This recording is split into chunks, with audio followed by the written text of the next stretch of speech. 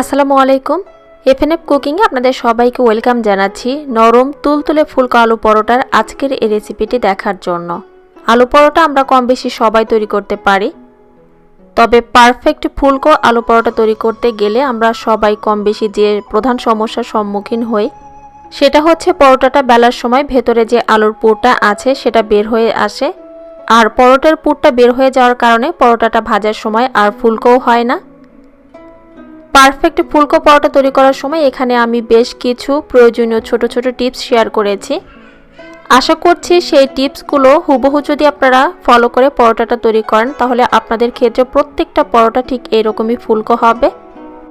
পরোটার জন্য প্রথমে একটা ডো মেখে নিচ্ছি, দিয়ে দিচ্ছি এখানে 2 কাপ ময়দা।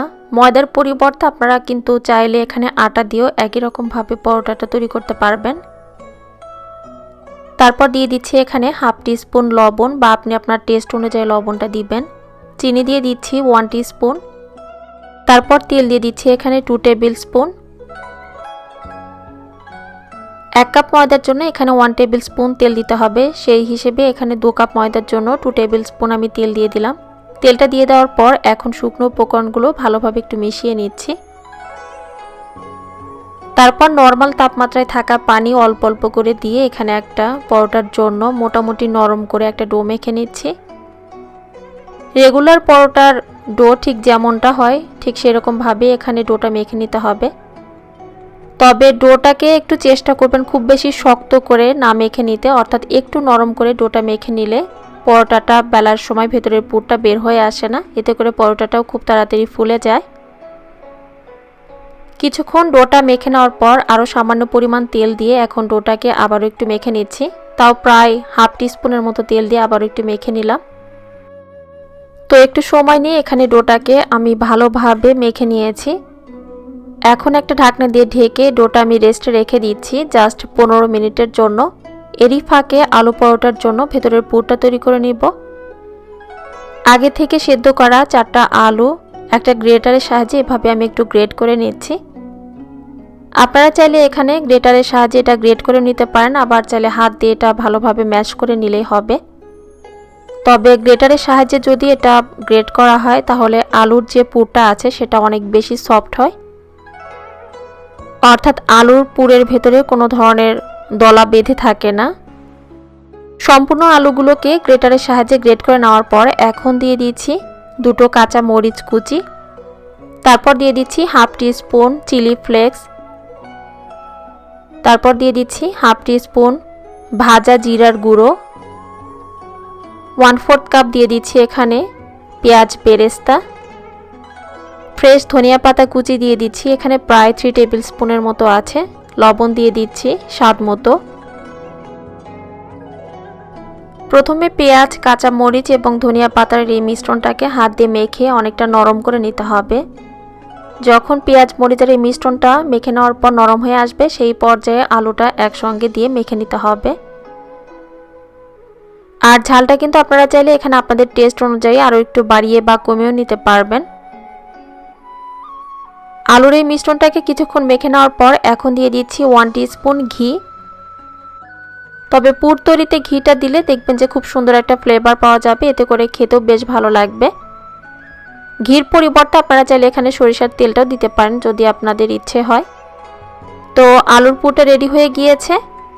15 মিনিট রেস্টে রাখার পর দেখুন ডোটা কিন্তু আরও একটু নরম হয়ে এসেছে।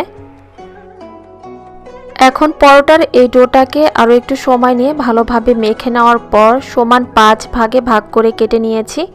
প্রত্যেকটা ডো একটা স্মুথ গোলাকার শেপে তৈরি করে এখন এটা আমি বাটিতে রেখে দিচ্ছি। 4টা ডো বাটিতে রেখে দেওয়ার পর ঢাকনা দিয়ে ঢেকে রেখে দিচ্ছি। তারপর একটা ডো এখানে একটু বেলে নিচ্ছি। 2 কাপ ময়দা দিয়ে কিন্তু এখানে মিডিয়াম সাইজের 5টার মতো পরোটা তৈরি করা যাবে।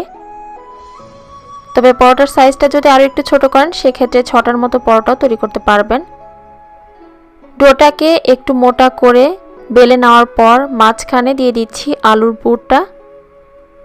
পুরটা দিয়ে দেওয়ার পর রুটির চারপাশে হাত দিয়ে এইভাবে ঘুরিয়ে ঘুরিয়ে রুটির মুখটা বন্ধ করে দিতে হবে, যেন ভেতরে যে আলুর পুরটা আছে সেটা বের না হয়ে আসে। ঠিক একই রকমভাবে বাকি যে 4টা ডো আছে সেগুলোর ভেতরেও এক এক করে আলুর পুর দিয়ে রুটির মুখটা বন্ধ করে দিয়েছি। তারপর একটা প্লেটে সামান্য পরিমাণে ময়দা ছিটিয়ে নিয়ে এখন পুর সহ যে ডোগুলো তৈরি করে নিয়েছি এক এক করে প্লেটে রেখে দিচ্ছি। প্লেটে রাখার সময় অবশ্যই লক্ষ্য রাখবেন যে পাশে পুর দিয়ে এর মুখটা বন্ধ করে দিয়েছেন সেটা যেন নিচের দিকে থাকে। এখন একটা ঢাকনা দিয়ে ঢেকে এই ডোগুলো রেস্টে রেখে দিব 10 মিনিটের জন্য। এই পার্টটা কিন্তু অনেক বেশি ইম্পর্টেন্ট, কারণ 10 মিনিট এটা রেস্টে রাখার কারণে ভেতরে আলুর পুরটা ভালোভাবে সেট হয়ে যাবে। এতে করে ডোগুলো যখন আপনারা বেলবেন, বেলার সময় দেখবেন যে আর পুরটা বের হয়ে যাচ্ছে না, আর পুরটা বের না হওয়ার কারণে রুটিটাও অনেক বেশি ভাজার সময় ফুলবে। 10 মিনিট রেস্টে রাখার পর এখন সামান্য পরিমাণ ময়দা ছিটিয়ে পরোটাটা আমি বেলে নিচ্ছি। পরোটাটা বেলার সময় চেষ্টা করবেন পরোটাটা আলতোভাবে বেলে নিতে, খুব বেশি জোরাজোরি করে এটা বেলতে যাবেন না, কারণ খুব বেশি জোরাজোরি করে পরোটাটা বেলতে গেলে দেখা যাবে আবার ভেতরে যে আলুর পুরটা আছে সেটা বের হয়ে যেতে পারে। তো পরোটাটা এখানে বেলা হয়ে গিয়েছে।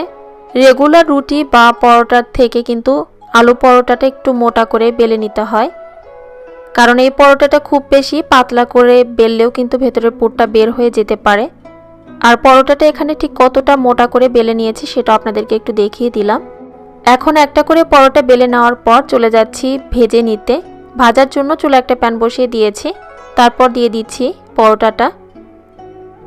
পরোটাটা দিয়ে দেওয়ার পর চুলার আঁচটা মিডিয়াম থেকে কমিয়ে এখন পরোটার দুটো পাশ উল্টে পাল্টে হালকা করে একটু ভেজে নিচ্ছি। পরোটা ভাজার সময় কিন্তু চুলার তাপমাত্রাটাও অনেক বেশি গুরুত্বপূর্ণ। চেষ্টা করবেন এখানে মিডিয়াম লো আঁচে পরোটাগুলো একটু সময় নিয়ে ভেজে নিতে। পরোটার দুটো পাশ যখন হালকা করে একটু ভেজে নেওয়া হবে সেই পর্যায়ে দিয়ে দিচ্ছি বাটার। বাটারটা দিয়ে দেওয়ার পর স্প্যাচুলার সাহায্যে একটু চেপে চেপে পরোটাটা ভেজে নিতে হবে।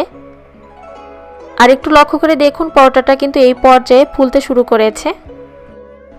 এই পর্যায়ে পরোটাটা কিন্তু সম্পূর্ণ ফুলে গিয়েছে। একটু পরে আসলে পরোটাটা আরো ফুলে যাবে। তো পরোটাটা কিন্তু এখানে সম্পূর্ণরূপে ফুলে গিয়েছে। এখন পরোটাটা আমি উল্টিয়ে দিচ্ছি। উল্টে দেওয়ার পর দেখুন পরোটাটা কিন্তু আরো ফুলে যাচ্ছে। শুধু এই পরোটা না, আমি যতগুলো পরোটা এখানে বানিয়েছি প্রত্যেকটা পরোটা ঠিক এরকমই ফুলকো হবে। পরোটাটা ফুলে যাওয়ার পর ঠিক এইভাবে একটা স্প্যাচুলা দিয়ে চেপে চেপে পরোটাটা ভেজে নেবেন, কারণ পরোটায় বাটার দেওয়ার পর আসলে এটা ভেজে নেওয়ার সময় বোঝা যায় না যে পরোটাটা কাঁচা আছে কিনা। তবে আলু পরোটাটা ভাজার পর যখন এটা ঠান্ডা হয়ে যায় সেই পর্যায়ে আসলে একটু কাঁচা দেখা যায়, যার কারণে একটু চেপে চেপে পরোটাটা ভেজে নিলে পরোটা ভালোভাবে সেদ্ধ হয় এবং ওপরের অংশটা একটু মুচমুচেও হয়। তো পরোটাটা ভাজা হয়ে গিয়েছে, এখন তুলে নিচ্ছি। তবে আপনাদের বোঝার সুবিধার্থে আরও একটি পরোটা একই রকমভাবে একটু ভেজে দেখাচ্ছি।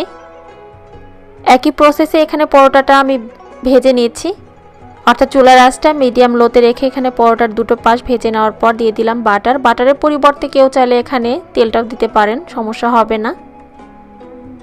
তবে আলু পরোটাটা ভাজার সময় বাটার দিলে টেস্টটা একটু বেশি ভালো আসে। আবারও উল্টে দিলাম পরোটাটা। দেখুন এই পরোটাটাও কিন্তু সম্পূর্ণরূপে ফুলে যাচ্ছে।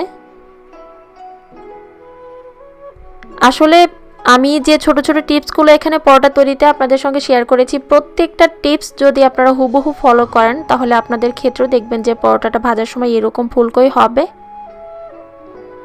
অর্থাৎ আপনারা রুটির ভেতরে আলুর পুরটা দিয়ে দেওয়ার পর 10 মিনিটের জন্য যে আমি বলেছি রেস্টে রাখতে সেটা রাখবেন, কারণ ছোট ছোট প্রত্যেকটা টিপস আপনাদেরকে এখানে ফলো করতে হবে পারফেক্ট আলু পরোটা তৈরি করতে চাইলে।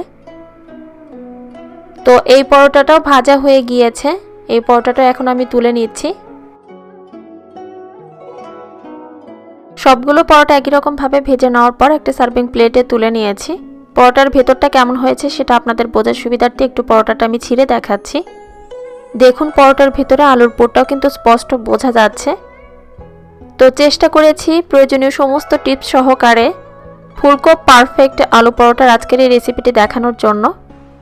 আশা করছি আজকের রেসিপিটা আপনাদের কাছে ভালো লেগেছে। যদি ভিডিওটি আপনাদের কাছে ভালো লাগে তাহলে প্লিজ আমার ফেসবুক পেজটাতে একটা লাইক দিয়ে ভিডিওটি শেয়ার করে অন্যদের দেখার সুযোগ করে দিবেন। সবাই ভালো থাকবেন, সুস্থ থাকবেন, আমাদের সবার জন্য দোয়া করবেন। আল্লাহ হাফেজ।